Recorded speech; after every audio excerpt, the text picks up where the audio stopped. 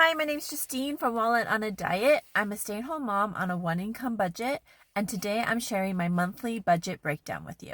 So I'm going to go over my housing, transportation, utilities, personal expenses, and my grocery budget. So for housing, I have a family of 5. We live in a rental unit. We live in a townhouse, and our rent currently is $1,200 a month. So this is pre-COVID rent. And we rent from a company that legally can only raise our rent 2% every year. When we first moved in 8.5 years ago, our rent was around $1,100 and it has now gone up to $1,200, but it's still super affordable, and that's why we're still living in that rental today. And that ties in with my utilities. So we're super lucky that we live in this rental community slash company because they include water and heat within our rent. So I know this is like completely unheard of. I live in Ontario, by the way. We pay $1,200 a month, including heat and water.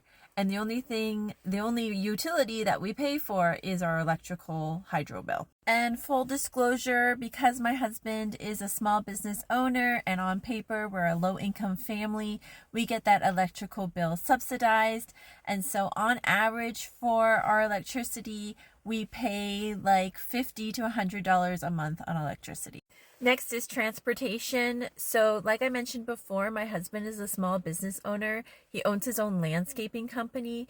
So the only vehicle we actually own is his work truck. We ended up selling our minivan during COVID to help pay down some debt, and we decided to become a one vehicle family with my husband's work truck. This work truck is a business expense, so that means gas, repairs, maintenance, everything that has to do with our truck comes out of our business budget and is a deductible to our business. During the school year, I'm actually a full-time student and I take the bus to school, and my children's elementary school is actually right across the street from our home. So needing a second vehicle is not super important for us right now, and it's definitely an expense we can forego so that we can save money and we can continue to be a one-income family while I go to school and work on my career. In the summertime, when it's just me and the kids and my husband's off working with the work truck, I try really hard to go to places in our neighborhood that are just walking distance away. We'll walk to the community pool, we'll take the bus to the library, and we'll walk to as many places as we possibly can. It's a great opportunity to show my kids that transportation is an option in life, and that there are ways that we can get around our city without a vehicle. So it saves us a ton of money, and I think it's also a good experience for my kids. So my personal expenses and my grocery budget are actually one and the same. Now, I budget $1,200 a month for groceries and miscellaneous personal expenses.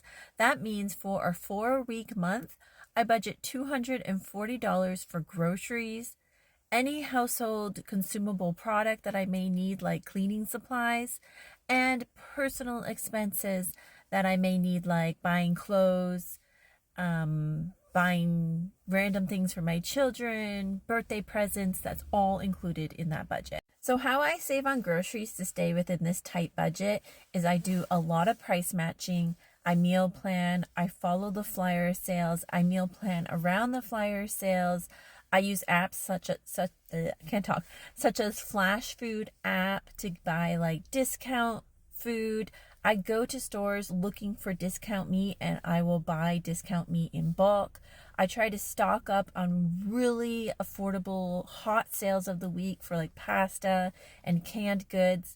And I try and take an inventory every week from my home as to what can I use that's already in my home to meal plan and cook food for my family. I try really hard to optimize loyalty cards, like reward cards like PC Optimum, Scene Card, and Moi Rewards. I can never say that one. And use those points to help lessen the expense of my groceries and make my groceries more affordable. I try really hard to teach my children what it means to eat affordably but at the same time helping them feel secure in their home with food. But like my children know, I only buy chocolate milk when it's on sale.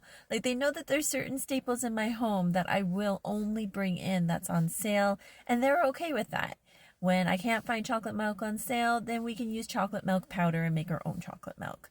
And they also understand that once the cereal is gone for the week, we don't eat cereal until the next grocery day. For personal expenses, I try to think outside of the box. For example, and my husband's really good at this actually, just selling secondhand things from inside our home for cash to help pay for those extra expenses. So for example, it's actually my birthday today, and my husband was able to get $200 in cash by selling some video games of his, like trading them in for cash, and now we can go out to eat for my birthday. And so we try and do that a lot. We also try and just find a lot of free activities that we can do with our family. We go to the park a lot, we go on walks, we ride bikes, we try to find free events around the city, and we also do take advantage of subsidized programs to help us get more affordable outings for our children, such as going to a children's museum or the local children's, what's it called? I can't talk. I don't know. Here in London, we have Storybook Gardens, and I would call that a amusement park, our local like amusement park. And we can get those things subsidized through our city's programs, which is really helpful. So we try to take advantage of all those things and just help our children understand how to have fun without spending money. This is a lifestyle that is hard work, and it does come with sacrifice, but it's also one that my husband and I truly enjoy, because I like to say that we have the privilege of time. We may not necessarily have the privilege of a high income earning in our home, but we do have the privilege of time with our children, time with each other.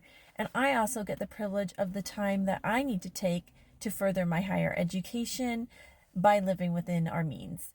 And so I hope that you can take from this video some motivation, some tips as to how you can do the same to try and save money during these hard economic times. I'm curious to know how other people budget and stay within their means, and I'd love for you to share in the comments and just share any other tips and tricks that you use that help you to personally live within your means and live on an affordable budget. I know this can be super challenging, and sometimes it can be exhausting to always have to constantly find ways to save money. And I hope that you continue to follow along on my account, Wallet on a Diet Canada. I try my very best to lift this load for other people by sharing the weekly deals, the grocery flyer deals, and just how to budget, save money, meal plan, and live affordably as a Canadian during these times.